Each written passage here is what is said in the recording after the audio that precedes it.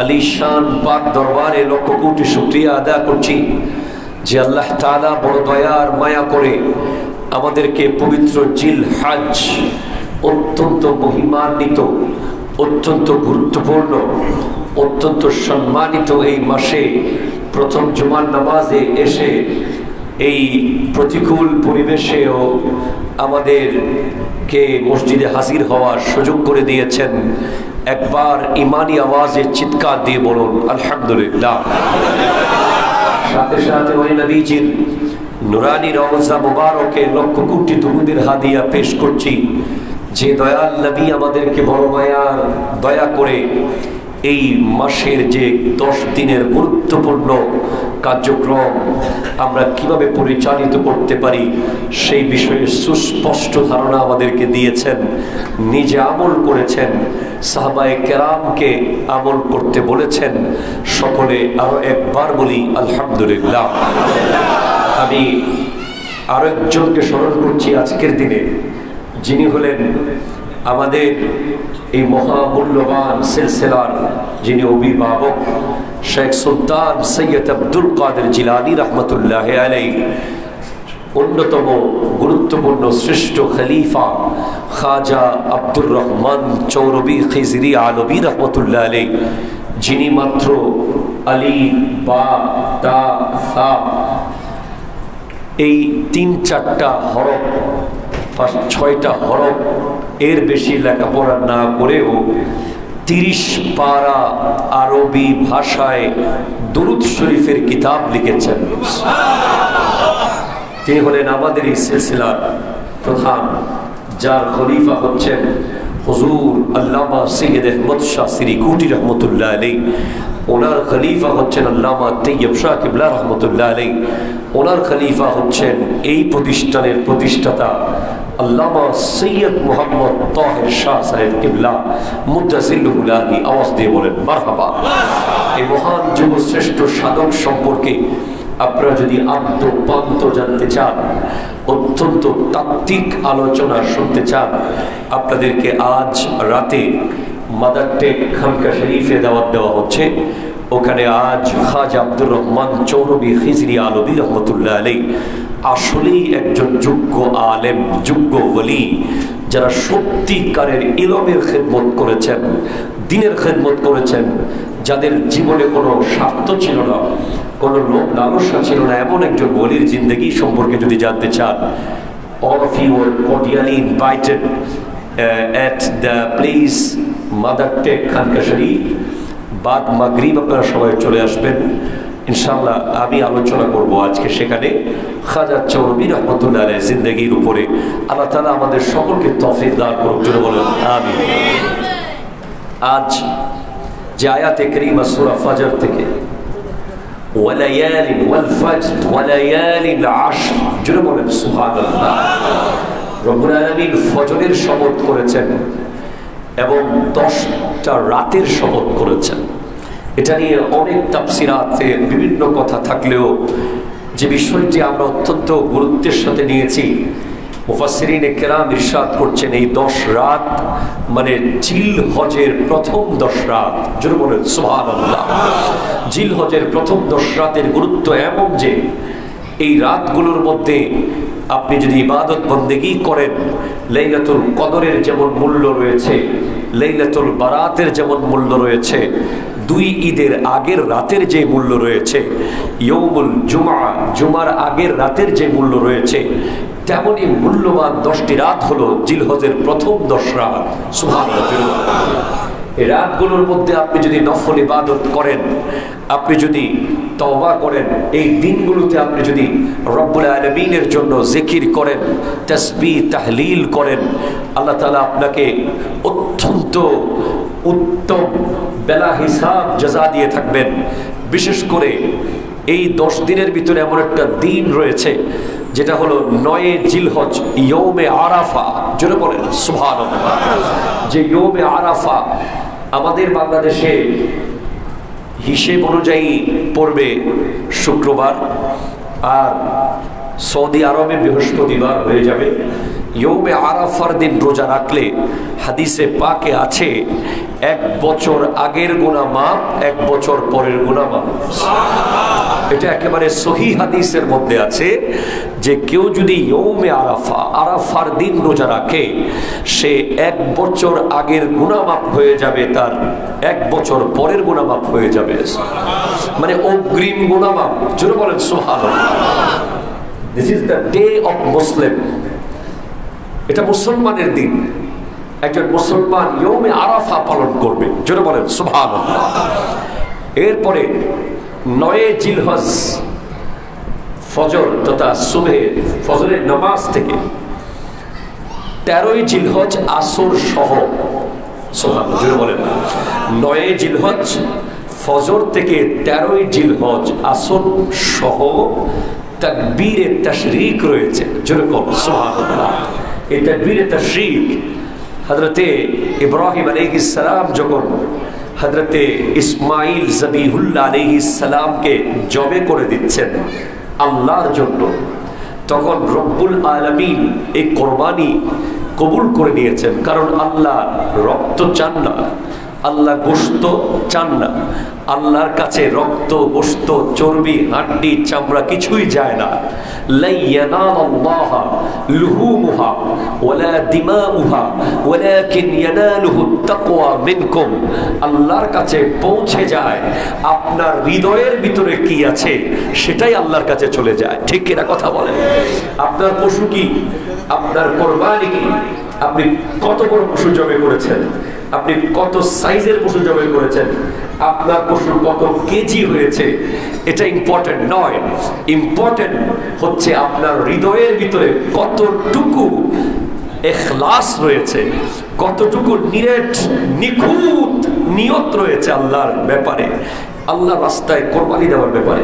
তো ইব্রাহিম আলাইহিস সালাম যখন নিজের সন্তানকে জবে করে দিচ্ছেন, তার মানে বুঝতে হবে যে কতটুকু আনুগত্য, কতটুকু আল্লাহর প্রতি ইব্রাহিম আলাইহিস সালামের নির্ভরশীলতা, কত বড় খলিল তিনি। জোরে বলেন সুবহানাল্লাহ। তিনি যখন দিচ্ছেন তখন ফেরেশতারা সবাই আকুতি মিনতি করছে রব্বুল আলামিন, ইসমাইল জবিহুল্লাহকে যদি জবে করে দেয়া হয় তাহলে রাসূল পাকের নূর মুবারক তো সামনের দিকে আর যাবে না।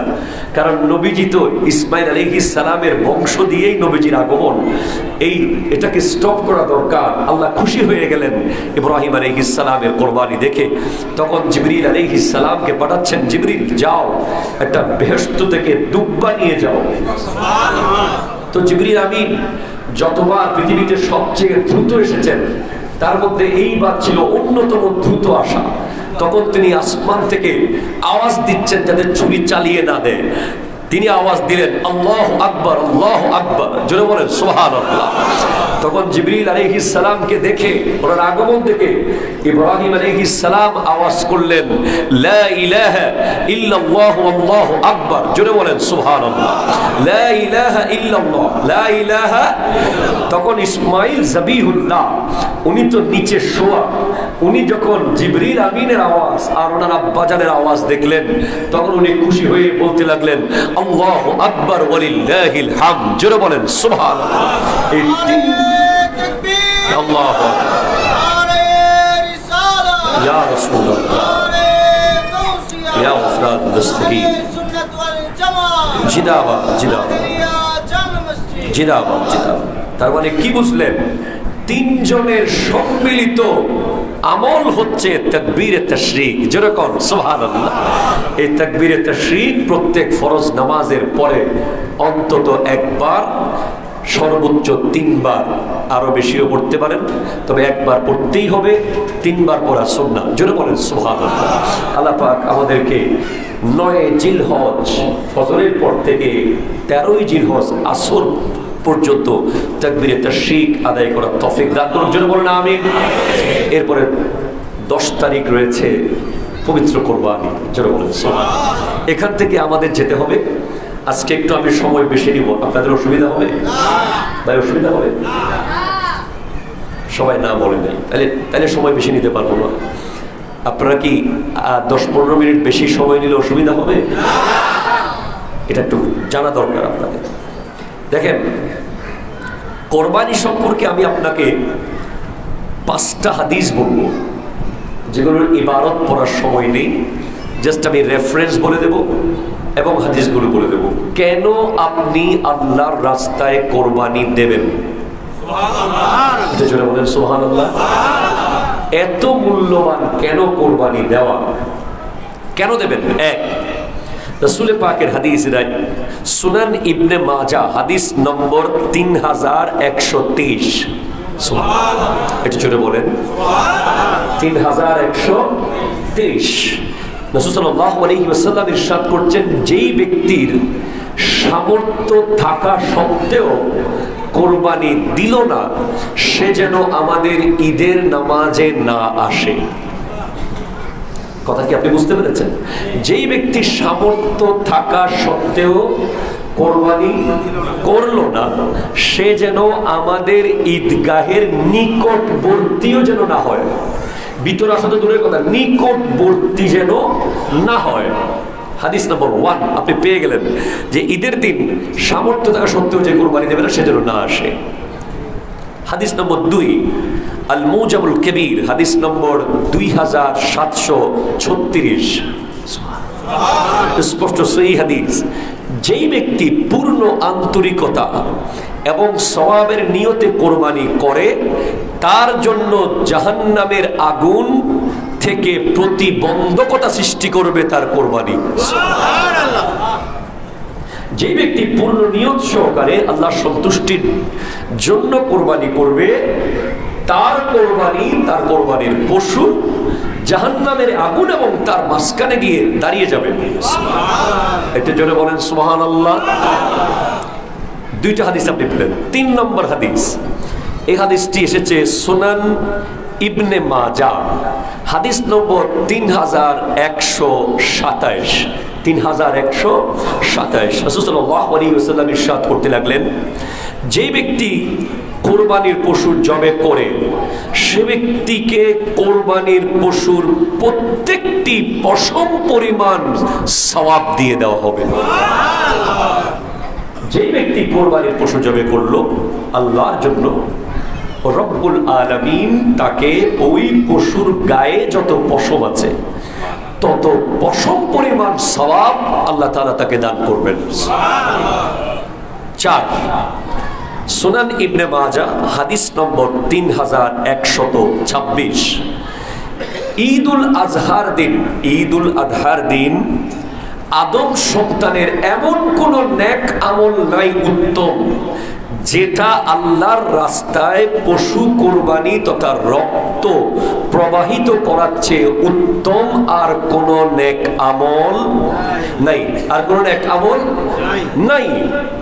অর্থাৎ ঈদুল আজহার দিন আপনি যে কোরবানির পশু জবে করলেন, সেখান থেকে যে রক্ত বের হলো, ওই যে রক্তটা প্রবাহিত হয়েছে, ওই প্রবাহিত রক্তের চেয়ে আর কোনো প্রিয় জিনিস, নেক জিনিস আল্লাহর কাছে নাই।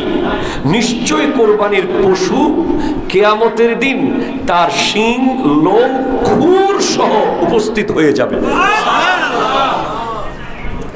আপনি তো কোরবানির দিন পশুর শিং ফেলে দিয়েছেন, কোরবানি যখন করেছেন শিং কি বাসায় নিয়ে গেছেন? তারপরে খুর, পায়ের খুর আছে না, এটা গরম পানিতে আপনি দিয়ে খুরটা তো ফেলে দিয়েছেন। এরপরে আপনার মনে করেন লোম, চামড়ার সাথে লোম চলে গেছে, কিন্তু না, এটা আল্লাহ রিজার্ভ করে রেখে দিয়েছেন। এই খুর, এই লোম, এই শিং সহ কোরবানির পশু কিয়ামতের দিন ওই ব্যক্তির পাশে উপস্থিত হয়ে যাবে। আল্লাহু আকবার, জোরে বলেন। এবং কোরবানির রক্ত মাটিতে পড়ার আগেই আল্লাহ তাআলা সেই কোরবানি কবুল করে নেন, যদি সেটা শুধুমাত্র আল্লাহর জন্য হয়। জোরে বলেন সুবহানাল্লাহ। যদি সেটা শুধুমাত্র কার জন্য হয়?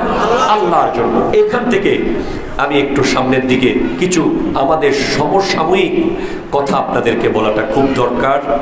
যেমন ধরেন, আপনারা খেয়াল করুন, আমরা আমাদের কিছু গুরুত্বপূর্ণ সামাজিক বিষয় আমরা সামনে এনেছি। যেমন ধরেন, আপনার উপর কোরবানি ফরজ হয়েছে, আপনি নিজের কোরবানি নিজে করবেন, সামর্থ্য আছে, কিন্তু আপনি বসে আছেন কখন আপনার ছেলের শ্বশুর বাড়ি থেকে গরু পাঠাবে। কথা বলতো ঠিক কিনা চলে বলেন। এরকম সমাজে লোকজন আছে না নাই?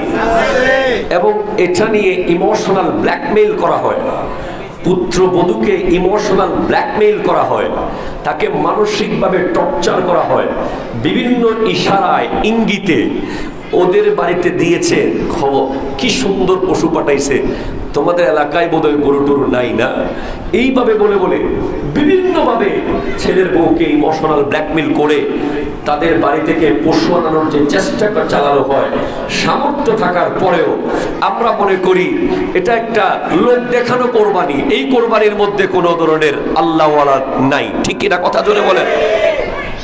কেউ যদি স্বেচ্ছায় হাদিয়া দেয় সেটা ভিন্ন বিষয়, কিন্তু আপনি বিভিন্নভাবে ফোন করে ইশারায় ইঙ্গিতে ইঙ্গিতপূর্ণভাবে পশু আনাচ্ছেন, সেটা দিয়ে কোরবানি করবেন, এটা আল্লাহর হস্তে জুলুমের মধ্যে পড়ে যায় যদি কাউকে বাধ্য করা হয়।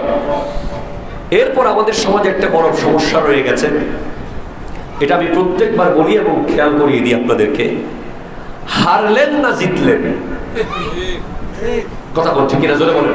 এই যে আমাদের বড় বড় কাউরান বাজারের ব্যবসায়ীরা আছে, এই যে আমাদের বড় বড় ইন্ডাস্ট্রিয়ালরা আছে, আমাদের বড় বড় সরকারি কর্মকর্তারা আছে, ওনারা যখন পশু কিনে ওনাদের ফ্ল্যাট বাড়িতে উপরে নিচে আরো 20-30টা ফ্ল্যাটে লোকজন থাকে, সবার মধ্যে একটা মানসিক রাত্রে ঘুম হয় না, জিতলাম না হারলাম।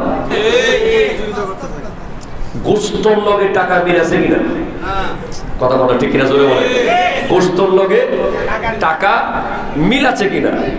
এই যে হারা আর জিতা, এটা কোনো প্রতিযোগিতা নয়, ঠিক কিনা কথা বলে। This is not any kind of competition. What is this? একজন 3 লাখ টাকার গরু কিনলো, আপনি বলতেছেন আরে বেটা এটা তো 1.5 লাখ টাকার গরু, আপনি সাথে সাথে তার মনটা ভেঙে দিয়েছেন। আবার আরেকজন 1.5 লাখ টাকার গরু কিনলো, আই রে বেটা রে 4 লাখ টাকার গরু 1.5 লাখ দিয়ে পাই গেছস। এই যে কোরবানির সময় এই বিষয়টা আল্লাহর ওয়াস্তে আমরা চেষ্টা করব, আমরা totally we have to abandon such kind of things, we have to desert such kind of opinion, culture. এটা মুসলমানদের কোরবানিতে এই জিনিসটা কে ঢুকাই দিল? প্রতিযোগিতা। এই একটা প্রতিযোগিতা। 2 নম্বর প্রতিযোগিতা হচ্ছে আপনার পাশের বাসার গরুটা আগে কিনবে, তারপর আপনি কিনবেন, ওর থেকে বড় কিনবেন, ঠিক কিনা বলেন। আপনি কোনো মতে পশু কিনতেছেন না, আগে অমুক কিনুক, এই কত বড় নেই, তার থেকে বড় নিতে হবে না। এই মানসিকতা করে এটা দুনিয়াবাজি হয়ে যায় সেখানে, কথা বলেন। যেটা আপনার নসিবে আছে, যেটা আপনার রিজিকে আছে, সেটা আপনি কিনবেন। এখানে অমুকের চেয়ে বড় কিনতেই হবে, এই জিনিসটা মাথায় যেন না আসে। 3, ইস আমার পশুটা বোধহয় ছোট হয়ে গেল, সমাজে মুখ দেখাবো কি করে, এত ছোট পশু দিয়ে কোরবানি করি, আমি বাড়িওয়ালা মানুষ, কথা বলা ঠিক কিনা বলে। এই টেনশনে আপনার আর কোরবানির মানসিকতাই নষ্ট হয়ে গেছে। কি করলাম, কি নিলাম, এটা কি হয়ে গেল, আরে বেটা একটু বড় নিলে তো পারতাম। এই জিনিসগুলো এটা একটা ছোট ছাগল হতে পারে। দেখবেন অনেকে 10 লাখ টাকা দামের গরু কিনেছে, কোরবানি কবুল হয় নাই, অনেকে 10,000 টাকা ছাগল দিয়ে কবুল করাই ফেলছে, কথা বলে না ঠিক কিনা কথা বলে। অনেকে 10 লাখ টাকা দামের, আইরে বাপরে গত বছর এক ছাগলে তো পুরো দেশ উল্টে ফেলাইছে, এক ছাগলে পুরো বাংলাদেশকে পাল্টে ফেলাইছে। আল্লাহ জানে এই বছর কি আইতেছে। আমরা খুব টেনশনের ভিতরে আছি, কারণ একটা ছাগল গত বছর ওই ছাগল থেকে কাহিনী শুরু, সব উলট পালট করে দিয়েছে। সেজন্য আমরা বলবো আপনার নিয়তটা আসল, পশুটা সাইজ কত বড়, দাম কত বড় সেটা আসল নয়, ঠিক কিনা কথা বলেন। একজন 10 লাখ টাকার পশু কিনেও দেখবেন কবুল করাইতে পারে নাই, আরেকজন 10,000 টাকা দামের ছাগল দিয়া কোরবানি কবুল করাই ফেলাইছে। এই হলো নিয়তের বিষয়। সেজন্য জিতে গেছেন হেরে গেছেন এই কথা কোনো বলবেন না, সবাইকে বলবেন মাশাআল্লাহ। কি বলবেন? মাশাআল্লাহ, খুব ভালো হয়েছে, সবারটা খুব ভালো হয়েছে, ছোট হলেও খুব ভালো হয়েছে, বড় হলেও খুব ভালো হয়েছে, মিডিয়াম হলেও খুব ভালো হয়েছে, খুব ভালো হয়েছে। ঠিক কিনা কথা বলেন তো? আরেকটা গুরুত্বপূর্ণ পয়েন্ট, আমাদের আশেপাশে অনেক অস্বাবলম্বী লোকজন আছে যারা কোরবানি করতে পারবে না, বা অবস্থা আমরা সারা বছর পাশে থাকি তাই দেখি, কথা বলে না, ওরা যে কোরবানি করার সামর্থ্য রাখে না, কিংবা তারা বড় বড় ধরনের সমস্যায় আছে, কোনো ধরনের ব্যবসায় লস হয়েছে, কঠিন প্রবলেম আছে, কোরবানি করবে না, এটা আমরা জানি। এই টাইপের প্রবলেম আছে এমন প্রতিবেশী, এমন আশেপাশে পরিচিত লোকজন যারা আছে, যাদের ব্যাপারে আমরা অবগত, তারা কোরবানি করছে কিনা এই প্রশ্ন তাদেরকে না করা উচিত। কথাটা কি বুঝতে পারছেন? এবার কোরবানি করতেছেন, গরু কত দিয়ে কিনবেন খেয়াল করছেন, অথচ আপনি জানেন যে সে কোরবানি করতে পারবে না, তার অবস্থাটা নাই। হ্যাঁ, আপনার যদি খুব বেশি কিউরিসিটি থাকে, আপনি অন্য কোনোভাবে যে জানতে পারেন, ডিরেক্টলি প্রশ্ন করলে, বিশেষ করে স্বাবলম্বী ব্যক্তিরা অস্বাবলম্বী ব্যক্তিকে যখন এই প্রশ্ন করে যে এবার কোরবানি করছেন কিনা, কত দিয়ে পশু কিনতেছেন, কোন হাট থেকে কিনবেন, তখন বেচারা বিব্রত বোধ করে, কারণ তার তো অবস্থা নাই। সেজন্য এই টাইপের প্রশ্ন করার আগে সামনের ব্যক্তিটার আদ্যপান্ত জানার দরকার। ঠিক কিনা কথা বলেন? এটা মাথায় রাখবেন। এরপরে অস্বাবলম্বী ব্যক্তি যিনি, যদি আপনার পক্ষে সম্ভব হয়, আপনার প্রতিবেশী হোক, আপনার আত্মীয় স্বজন, ধরেন আপনার ফুফু একজন কোরবানি করতে পারছে না, আপনার খালা একজন কোরবানি করতে পারছে না, বা আপনার চাচা একজন কোরবানি করতে পারছে না, আপনি পশুর হাটে যাওয়ার সময় তাকে সাথে নেন, জোর করে নিয়ে যাবেন, তাকে সাথে নিয়ে কোরবানির পশু তাকে সহ নিয়ে কিনেন, এমন ভাবে কিনবেন যেন মনে হয় যে এটা সে কিনতেছে। কথাটা কি বুঝতে পেরেছেন? এগুলো হচ্ছে আল্লাহকে রাজি করার কিছু উপায়। যেন বলেন সুবহানাল্লাহ, আল্লাহকে রাজি করার কিছু উপায় হচ্ছে এগুলো। এবং কোরবানির দিন এমন একটা অবস্থা সৃষ্টি করেন, পরিবেশ, যেন পশুটা তার, আপনার কিছুই নাই এখানে। আরে আসেন, পশু জবে করতে হবে না, সবাই মিলে, আরে ধরেন, আরে আপনি পশুটা জবে করেন, ধরেন ছুরিটা নিয়ে আসেন, কাটতে হবে তো। এইভাবে করে পরিবেশ তৈরি করবেন যেন গরিব মানুষটা বুঝতেই না পারে সে কোরবানি করে নাই। ঠিক কিনা কথা জোরে বলেন? যেন সে বুঝতেই না পারে সে কি করে নাই, কোরবানি করে নাই। আল্লাহ আমাদেরকে বোঝার তৌফিক দান করুক, আমিন জোরে বলেন। আমাদের কাছে কিছু গুরুত্বপূর্ণ প্রশ্ন এসেছে, একটা প্রশ্ন এসেছে খুবই গুরুত্বপূর্ণ। এক ভাই প্রশ্ন করেছেন হোয়াটসঅ্যাপের মাধ্যমে, হাওলাত করে কোরবানি দেওয়া যাবে কিনা, টাকা ধার করে কোরবানি দেওয়া যাবে কি না? হ্যাঁ, যদি কোনো মানুষ নেশাব পরিমাণ সম্পদের মালিক হয়, অর্থাৎ 7.5 তোলা স্বর্ণ বা 52.5 তোলা রৌপ্য, অথবা দুইটা মিলিয়ে যে কোনো একটা হইবে, ধরেন অন্ন বস্ত্র বাসস্থান ঋণ, বলেন অন্ন বস্ত্র বাসস্থান ঋণ আদায় করার পরে যদি ওনার কাছে ওই 3 দিন 10, 11, 12 10, 11, 12 ইয়ামুল উদহিয়া, কোরবানির 3 দিনের মধ্যে যদি উনি কোনো একটা সময়ে মিনিমাম 80,000 টাকা ধরেন রূপার হিসেবে, যদি উনি মালিক হয়ে যায়, ওনার উপর কোরবানি ওয়াজিব। এখন উনি মালিক হয়েছেন ঠিক, কিন্তু ওনার পক্ষে এই মুহূর্তে স্বর্ণের দোকানে স্বর্ণ বিক্রি করা কিংবা রূপার দোকানে গিয়ে রূপা বিক্রি করার মতো সেই পরিস্থিতি নাই, কিংবা দোকান খোলা নাই, বা কোনো সিচুয়েশন নাই। তখন উনি ওনার কোনো আপনজনের কাছ থেকে কারজে হাসানা, যেটা হচ্ছে কোনো সুদ মুক্ত ঋণ, কি মুক্ত ঋণ? সুদ মুক্ত কারজে হাসানা নেবেন, যেটা উনি একটা নির্দিষ্ট টাইমে ওনাকে ফেরত দেওয়ার অঙ্গীকার করে উনি তার থেকে টাকা হাওলাত নিয়ে কোরবানি করতে পারবেন এবং করবেন। জোরে বলেন সুবহানাল্লাহ। আবার লাখে 10,000 নিয়েন না,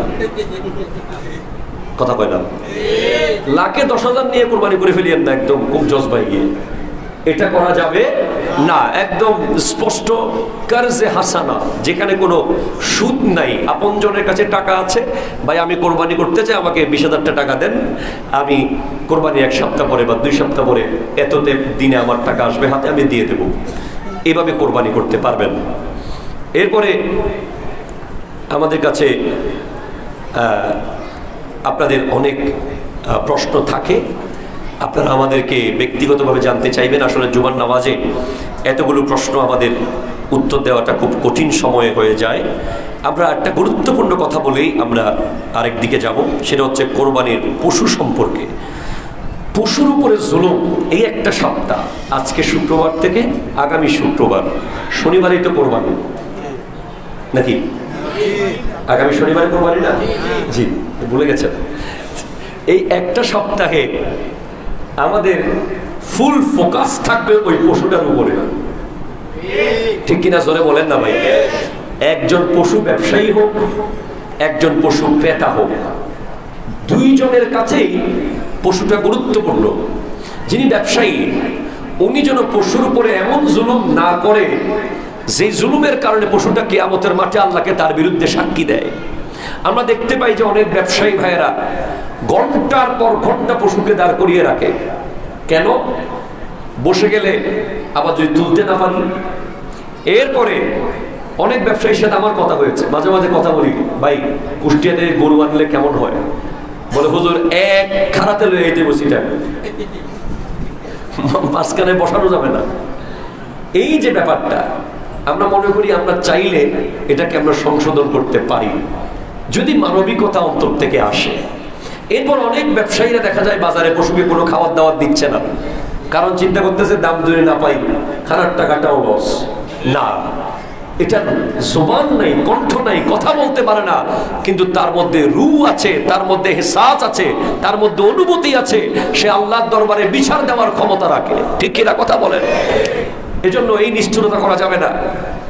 1 বছর আমি দেখেছিলাম যে পশুর চোখের ভিতরে মরিচ ঢুকাই দেওয়া হয়েছে, কাঁচা মরিচ, যাতে করে সে সারা রাত না ঘুমিয়ে থাকে।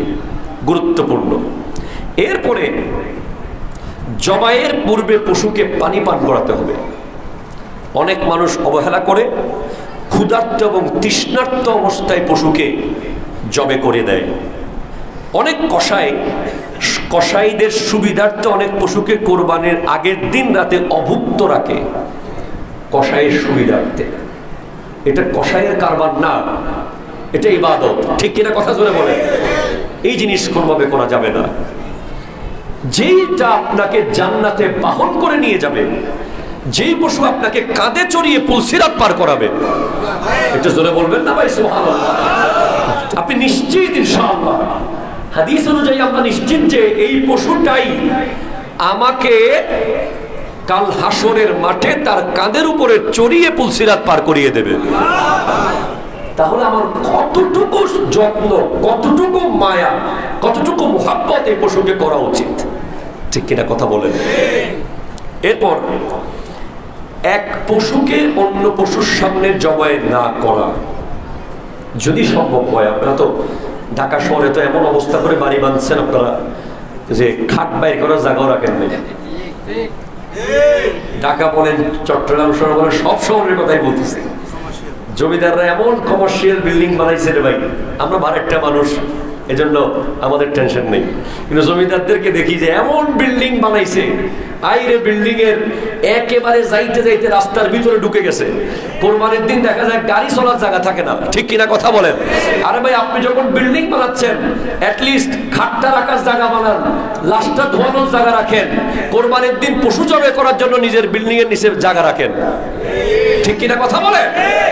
এখন ধূপধাপ মেইন রোডের উপরে গরু জবাই চলতেছে, একটার পর একটা, একটার সামনে একটা। না, আপনারা চেষ্টা করবেন যাদের বিল্ডিং এর নিচে সুযোগ আছে, গ্যারেজ আছে, কোনো জায়গা আছে, এটা নাপাক কিছু নয়, এগুলো সব পবিত্র, এগুলো সব গুরুত্বপূর্ণ। এটা একটা ইবাদত। যেভাবে আমরা মসজিদটাকে সুন্দর করে সাজিয়ে পরিষ্কার করে নামাজ পড়ছি, কোরবানির পশুটাকেও যেন আমরা জবে করার সময় ওই জায়গাটা সেভাবে পরিষ্কার পরিচ্ছন্ন করে আরামদায়ক করে সেটাকে সেখানে রাখি, কারণ এটা একটা গুরুত্বপূর্ণ ইবাদত। ঠিক কিনা কথা বলেন? একটা পশুর সামনে আরেকটা পশুকে জবে করা যাবে না। এরপর অনেক খুব এক্সপার্ট জবেকারী আছে আমাদের সমাজে। পশুকে ফালানোর পরে তার গায়ের উপরে পা রেখে তখন ছুরিদার করে, মানে খুব একটা ভাবসাব। লা হাওলা ওয়ালা কুওয়াতা ইল্লা বিল্লাহ। এই ব্যাপারে রাসূল সাল্লাল্লাহু আলাইহি ওয়াসাল্লামের হাদিসে মুবারাকা রয়েছে। এই হাদিস আল মুস্তাদরাক লিল হাকিমের মধ্যে এসেছে। এক ব্যক্তি একটা ছাগলের ঘাড়ের উপরে পা রেখে ছুরি ধার করতে নবী করিম সাল্লাল্লাহু আলাইহি ওয়াসাল্লাম যখন দেখলেন, তখন তিনি বললেন, এই তুমি সেটা আগে করতে পারতে, তুমি কি করতেছো? তাকে ছুঁয়ে ছুরি ধার করাচ্ছ, তার কষ্ট হচ্ছে, তুমি এই কাজ করিও না। জোরে বলেন আল্লাহু আকবার। আগে থেকে ছুরি ধার করে রাখবেন খুব ভালোভাবে। এরপরে কোরবানির পশুকে শোয়ানোর পূর্বে কেবলার দিকে করার ব্যবস্থা করবেন। মাথা দক্ষিণ দিকে রাখবেন, মুখ কেবলার দিকে রাখবেন। যিনি জবে করবে তিনিও কেবলার দিকে থাকবে, পশুও কেবলার দিকে মুখ থাকবে। এটা আমরা কোরবানির নামাজের দিন ইনশাআল্লাহ আরো একবার রিমাইন্ড আপনাদের সফট করে দেব। আসলে আমাদের আরেকটা গুরুত্বপূর্ণ হাদিস আছে, এরপরে আমরা এই জায়গায় চলে যাব। আমরা আজকে সময় নিচ্ছি রাসূল সাল্লাল্লাহু আলাইহি ওয়াসাল্লাম থেকে বর্ণিত সহিহ মুসলিম শরীফের হাদিস। হযরতে মাওলা আলী কাররামাল্লাহু তাআলা ওয়াজহুল কারীমকে জিজ্ঞেস করা হয়েছে, রাসূল পাক এমন কোন দামি কথা আছে কিনা যেটা আপনাকে বলেছেন আপনি কাউকে বলেন নাই? এটা জোরে বলেন না ভাই সুবহানাল্লাহ। হযরতে মাওলা আলী কাররামাল্লাহু তাআলা ওয়াজহুল কারীমকে জিজ্ঞেস করা হলো, সুইলা আলীউন আখাসাকুম রাসূলুল্লাহ সাল্লাল্লাহু আলাইহি ওয়াসাল্লাম বিশাইইন, এমন কোন কথা কি আছে যেটা আপনি কাউকে বলেন নাই, খুব খাস? তখন হযরতে মাওলা আলী কাররামাল্লাহু তাআলা ওয়াজহুল কারীম নিজের তলোয়ারের খাপের ভিতর থেকে একটা কাগজ বের করলেন। এই কাগজ বের করে বললেন, নবীজি আমাকে 4টি গুরুত্বপূর্ণ কথা বলেছে যেগুলো এই কাগজে আমি লিখে রেখেছি। তার মধ্যে 1 নম্বর রাসূল সাল্লাল্লাহু আলাইহি ওয়াসাল্লাম ইরশাদ করেছেন যে লানাল্লাহু মান যাবাহা বিগাইরিল্লাহ, ওই ব্যক্তির উপরে লানত যে আল্লাহর নাম ছাড়া অন্য কারো নামে জবে করে। খুব খেয়াল করেন, আমাদের সমাজে আমরা একটা কথা বলি যে কয়জনের নামে দিবেন, এটা বাবার নামে, এটা মায়ের নামে, এটা ভাইয়ের নামে, এটা বোনের নামে। এটা নিয়ে অনেক বিভ্রান্তি আমাদের মধ্যে ছড়িয়ে যায়। মূলত বাবার নামে মানে বাবার পক্ষ থেকে, কথাটা কি বুঝতে পেরেছেন? ভাইয়ের নামে মানে ভাইয়ের পক্ষ থেকে, বোনের নামে বোনের পক্ষ থেকে, মায়ের নামে মায়ের পক্ষ থেকে। নাম আল্লাহ, কথা বলেন ঠিক কিনা? যত পশু জবে হবে সব পশু ছুরি চালানোর চয়ে বলা হবে আল্লাহু আকবার, আল্লাহু। সেজন্য আমাদের অসংখ্য ভাইয়েরা আমাদেরকে প্রশ্ন করে যে হুজুর এটা কেমন, এটা পশু তো আল্লাহর নামে। হ্যাঁ, আমরা যে আল্লাহর বড় বড় ওলিদের ওরস মোবারকে যে পশু জবে করি, আমরা যে নিজের বাবা মার ইন্তেকালের পরে মানুষ খাওয়াই, ওখানেও আমরা যদি বলি এটা আমার দাদির ফাতেহা করছি, দাদার ফাতেহা করছি, এটা শাহজালাল ইয়েমানির ফাতেহা করছি, ওনার ওরস করছি, মূলত এগুলো কিছুই ওনাদের নামে বলতে ওনাদের পক্ষ থেকে করছি। মূলত সমস্ত পশু জবে হবে কার নামে? আরো জোরে বলেন কার নামে? আল্লাহর নামে জবে না হলে এই পশু খাওয়া হারাম, হারাম, হারাম। স্পষ্ট, ক্লিয়ার। এজন্য আমরা অনেক সময় বিভিন্ন রেস্টুরেন্টে গিয়ে আমরা মুরগি বলেন, চিকেন বলেন, মাটন বলেন, বিফ বলেন, খেতে খুব চিন্তা বোধ করি। কারণ আমরা যদি সন্দেহ থাকে যে এটা জবে করার সময় যে জবে করেছিল সে কি আল্লাহর নাম নিছিল কিনা, কারণ হাজার হাজার জবে করতেছে, দুব দুব শুধু মারতেছে, সে আল্লাহু আকবার বলার সেই মনোযোগ মানসিকতা তার ছিল কিনা। সেজন্য অনেক মানুষ এগুলো সাবধানে থাকে, তারা ফিশকে বেছে নেয় এক্ষেত্রে। সেজন্য আপনিও মনে রাখবেন, যেখানে যান, বিশ্বের যেখানেই যান, এই ক্ষেত্রে যদি সন্দেহ হয়ে যায় আপনি ওই খাবার ত্যাগ করবেন। কারণ যেই খাবার, যেই প্রাণী আল্লাহর নাম ছাড়া জবে হয়েছে ওই প্রাণীর গোশত খাওয়া হারাম। কথা ক্লিয়ার কিনা বলেন তো? হারাম। তখন হযরত আলী রাদিয়াল্লাহু তাআলা 1 নম্বরে বলেন যে আল্লাহর নাম ছাড়া যে জবে করলো তার উপরে লানাত, লানাত, আল্লাহ লানাল্লাহ, আল্লাহ লানত দিয়েছেন মান যাবাহা বিগাইরিল্লাহ। 2 নম্বর, ওয়া লানাল্লাহু মান সারাকা মানারাল আরদ, ওই ব্যক্তির উপর লানত দেওয়া হয়েছে যে জমির সীমানা ঠেলে দেয়। কথা কয় না। জমির সীমানা কি করে দেয়? ঠেলে দেয়। আমরা সোশ্যাল মিডিয়ায় মাঝে মাঝে দেখি যে ফজরের নামাজের পরে আল্লাহ আল্লাহ জিকির করতেছে তসবিহ হাতে নিয়ে, আর এদিকে কোদাল দিয়ে কোবায় নিজের ভাইয়ের জমি এক হাত ভিতরে ঠেলে দিচ্ছে, কয় আরেকটু কোপা। এই যে যারা জমির সীমানা ঠেলে দেয় তাদের উপর লানত দিয়েছেন কে? আরো জোরে বলেন না কে? জমির খুঁটি সামনের দিকে এনে দেয়, ভিতরে ঢুকিয়ে দেয়। এরপরে লানাল্লাহ মান লানা ওয়ালিদাহু, ওই ব্যক্তির উপর লানত যে তার বাবাকে অভিশাপ দেয়। অনেক সন্তান দেখবেন এই কোরবানির সময়, ঈদের সময়, বিভিন্ন সময় মরে যাওয়া বাবা, কবরে থাকা বাবাকে অভিশাপ দিয়ে থাকে যে আজকে আমার বাপ কিছু রেখে যায় নাই, তাই আমরা আজকে কি অবস্থায় আছি। এমন তেমন না। যারা বাবাকে অভিশাপ দেবে, কোনো কারণে বাবাকে অভিশাপ দেবে, তাদের উপর লানত করেছেন কে? আরো জোরে বলেন কে? আল্লাহ লানত। বাবাকে কখনো অভিশাপ দেওয়া যাবে না। এরপরে 4, ও লানাল্লাহু মান আওয়া মুহদিসান, ওই ব্যক্তির উপরে লানত যে বদ মাযহাবকে আশ্রয় দান করে, বদ আকীদাকে, কোন ধরনের বদ ওপিনিয়নকে, বদ আকীদাকে, বদ মাযহাবকে যারা আশ্রয় দেয়, ওদের উপর লানত দিয়েছেন কে? আরো জোরে বলেন কে? আল্লাহ। অনেক কথা বলার রয়ে গেছে। কোরবানির যারা 7 জনে মিলে করবেন সর্বশেষ, বা 5 জনে মিলে করবেন, বা 3 জনে মিলে করবেন, তাদের প্রত্যেকজনের নিয়ত থাকতে হবে আল্লাহর সন্তুষ্টি। যদি একজনের নিয়ত গোশত খাওয়া থাকে, কারো কোরবানি হবে না। Clear concept. সেজন্য আপনি কার সাথে কোরবানি করছেন, ওই ব্যক্তি সিলেকশন করার সময় ভালোভাবে সিলেকশন করবেন। ওই ব্যক্তির নিয়তকে জিজ্ঞেস করবেন আল্লাহর জন্য। 7 জনে মিলে কোরবানি করেছেন, তখন গোশত ভাগ করার সময় মেপে করতে হবে। খুব সতর্ক এই ব্যাপারে। 7 জনের মধ্যে একজন যদি অসন্তুষ্ট হয়, কারো কোরবানি হবে না। খুব সতর্ক।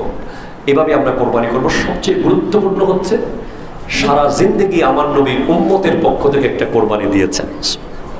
জোরে বলেন সুবহানাল্লাহ। আপনারাও চেষ্টা করবেন আপনাদের কোরবানির একটা ইচ্ছা রাসূল সাল্লাল্লাহু আলাইহি ওয়াসাল্লামের জন্য দেওয়া। এটা আপনার জন্য বিশাল বড় সৌভাগ্যের বিষয় যে আপনি নবীজির পক্ষ থেকে কোরবানি দিতে পারতেছেন। সুবহানাল্লাহ। কেউ যদি আকিকা করতে চান কোরবানির ভিতরে, একটা গরুতে 7, মহিষে 7 ইচ্ছা, ওটে 7, ছাগলে 1, দুব্বাই 1, ভেড়াতে 1, মোট এই 6টা পশু। এর বাইরে কোনো পশু, হরিণ বলেন, গয়াল বলেন, কোরবানি হবে না, কারণ এগুলো গৃহপালিত নয়। কেউ যদি বলে যে আমি গৃহে এনে পালছি, তো তারপরও হবে না, কারণ এটা ওরফের মধ্যে, গৃহপালিত পশুর মধ্যে পড়ে নাই। এটা আপনি স্পেশালি শখ করে গৃহে পালছেন।